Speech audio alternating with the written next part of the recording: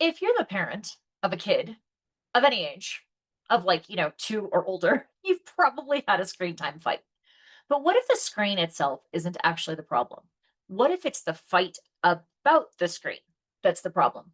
I'm Clarissa. I'm founder of the Parent Tween Connection, and I work with families who are navigating pretty much any stage of life. But my personal specialty is in working with kids in those teen and tween years. And oh, what a fun time that is, right? It's this beautiful, messy, completely confusing stage for everyone involved where your child still needs you deeply, but they may also act like your mere existence annoys the ever living daylights out of them. So, today I want to give you one shift that you can try this week that costs you no money, doesn't require a new app, doesn't require you to be a perfect parent, and thank God for that. And it can take as little as 15 minutes. It has to do with our foundation of connection called observe. It's the first O in connection. And this observing might just change everything. Because here's the deal, when screens become a constant battleground, it's really easy for the adults to jump straight into control mode. Put it away. You've been on that too long. Why are you always on your phone? Or this is my favorite. I got this a lot growing up because I said so. And listen, I get it. Screens can feel like they're taking over. They can feel like the single thing that's standing between you and your child. They can feel like the reason that your kid is distracted, they're moody, withdrawn, argumentative, disconnected, you name it.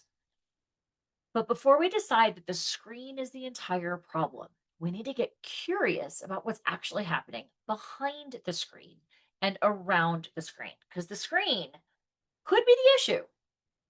Or it could be the place your child goes when they're overwhelmed, lonely, anxious, bored, socially connected, creatively engaged, avoiding something, or simply trying to decompress after holding it together all day.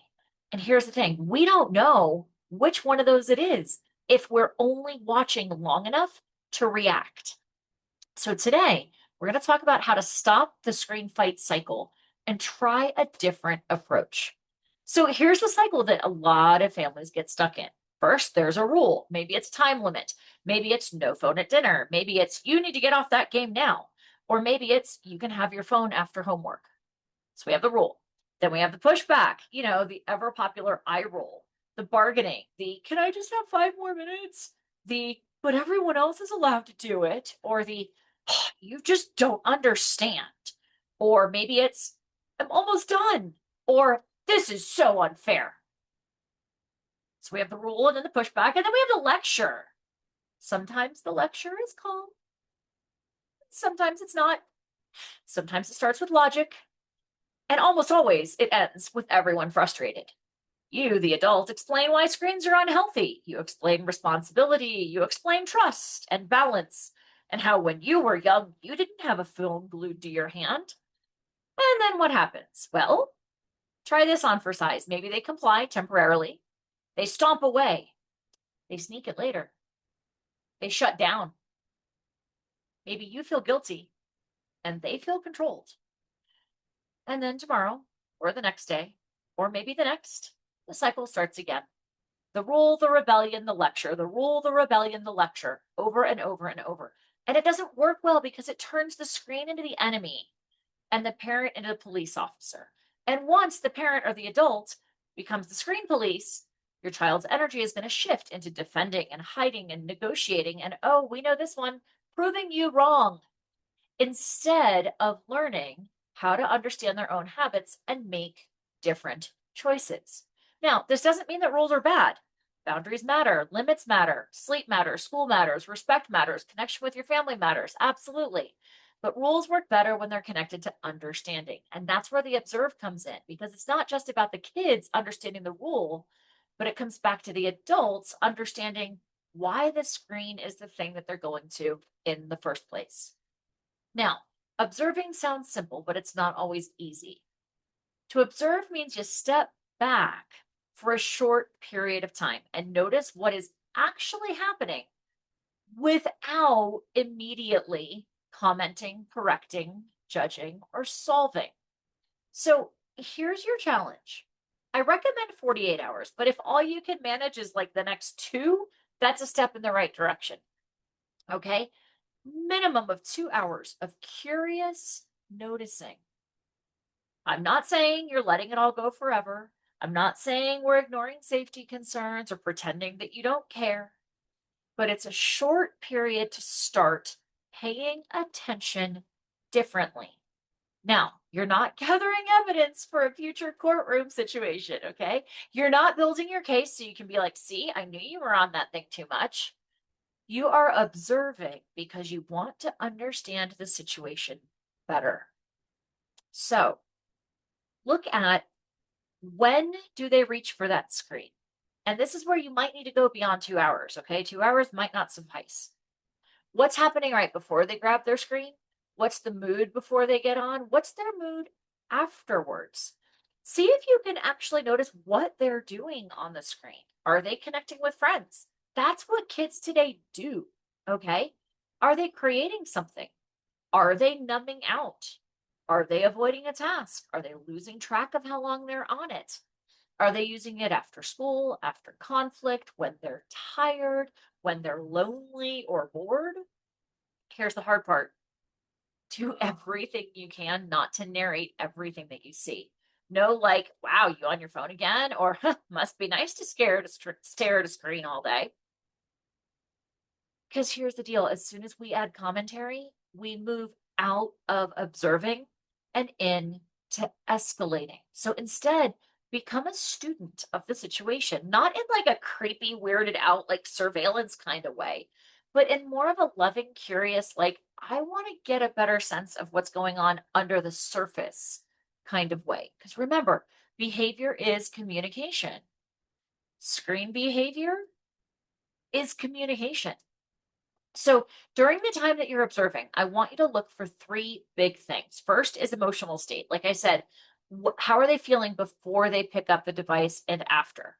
What feeling seems to be connected to that screen use? Are they reaching for the phone when they're anxious or tired or sad or feeling left out or maybe overstimulated? Maybe they just need to decompress a little bit. Sometimes it's just about regulation. They may not have the words yet to say, I had a really stressful day and I need a transition before I can talk.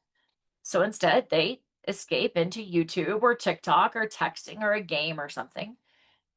Now, just because it might be actually used for something positive doesn't necessarily mean that it's a healthy habit, but it does mean that the need underneath is real. So, number one, emotional state. Number two, social connection. Screens aren't just screens anymore, they're social spaces for all of us. They are where friendships happen, plans are made, jokes are shared. It's where group conversations happen, especially like if they've had friends move away. And oh, yeah, for kids, screens are also where their social status can change in a half a hot second. So, this doesn't mean that unlimited access is good, but if your child is intensely rather protective of screen time, part of what they may be protecting is their connection to their friends. So ask yourself, are they actually interacting with people? Are they laughing? Are they collaborating on a game? Are they making plans? Are they watching something that everyone at school is talking about? Sometimes what looks to us as the adults like wasting time is actually something that feels like belonging on the inside. Now, the third piece that I want you to observe is escape patterns. Notice whether the screen is helping them avoid something: homework, chores, a hard conversation, going to bed, starting a project, finishing a project, or being alone with their thoughts. Here's the thing: if the screen is being used as an escape, simply taking it away may not solve the underlying issue. You can remove the screen and they're still going to have the anxiety, the avoidance, the overwhelm, or the disconnection. And it's going to be right up in their faces. And those are scary things. If you take away the tool immediately that is helping them navigate those, yeah, we're going to have a fight on our hands. So the question then becomes, what is the screen helping them to not feel, to not face, or to not start? This is information. But remember, it is not information that we're going to use to weaponize. It's information we're going to use to connect. Because once you've observed, then you can innovate. That's the I in connection. Innovate doesn't mean that you simply come up with a perfect screen contract or a complicated color coded family tech plan or something like that. It means that you use what you've observed to start a better conversation. Notice that I said conversation, not lecture. Okay. Here's what it might sound like. And this is where taking a couple of days or 3 days even can be helpful.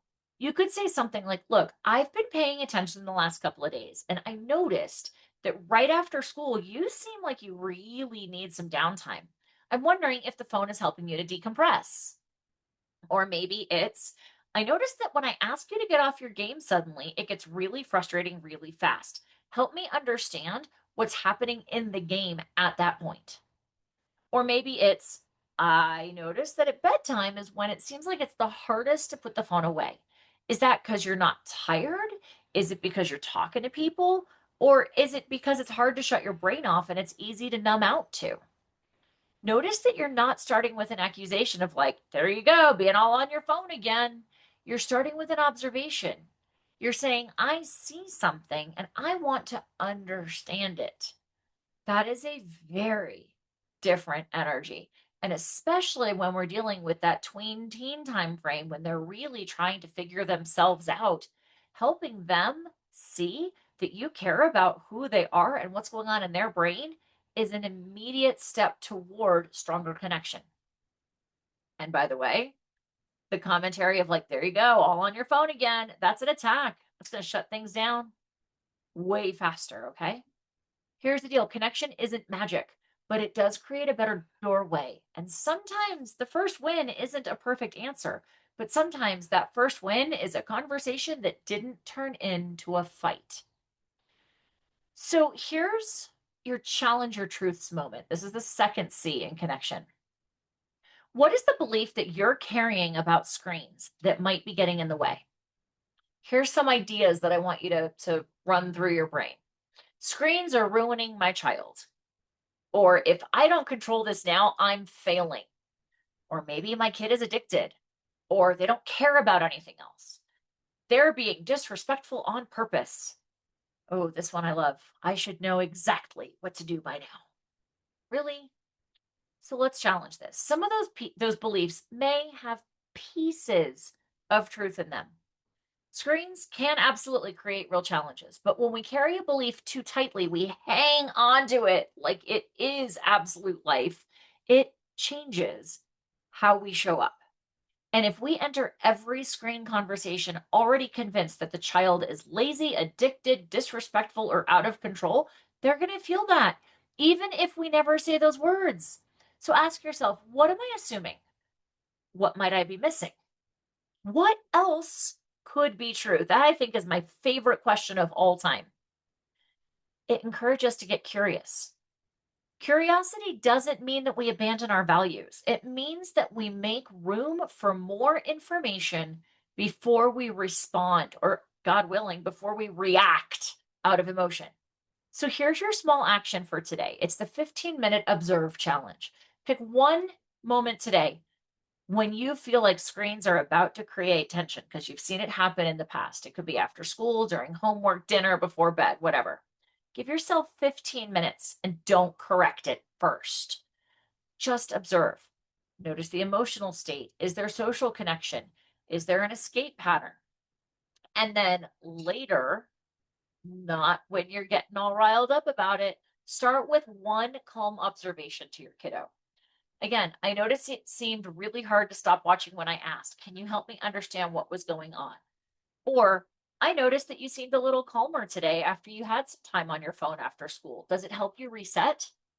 Or even, I noticed the phone seems to come right out when homework feels overwhelming. Are you sensing that too, or am I reading it wrong? That last part, the am I reading it wrong, is so important and such a good step toward connection, because it gives the kiddo you're trying to support room to be like, no, that's not what I notice. But then it opens the door for them to being willing to tell you more. Remember, the goal isn't to have no screen rules. The goal isn't to become the most chill parent in the world and pretend everything is fine. The goal is to move from constant fighting to better understanding. Because once you understand what the screen is doing for your child, you can make better decisions about boundaries and support and conversation and expectations. Here's the thing, you are not the only family navigating screen time challenges. Screen struggles are among the most common stress points for parents. But the fight doesn't have to be the only option. So start with observe. 15 minutes, honest to goodness, you'd be amazed what you notice. Curious noticing, no commentary, then one real conversation and see what shifts. If you want more, I put together a free conversation starter guide for parents navigating those fun years, especially between teens and tweens. It's not a script, but it is something that's going to help you examine the way that you think about this and help make some minor adjustments so that these conversations can actually go somewhere. If you'd like it, grab it at the free link in the description. And if this resonated with you, maybe share this recording with one parent or another friend who needs a little relief from their screen time challenges today. Because remember, connection starts with conversation, not perfection.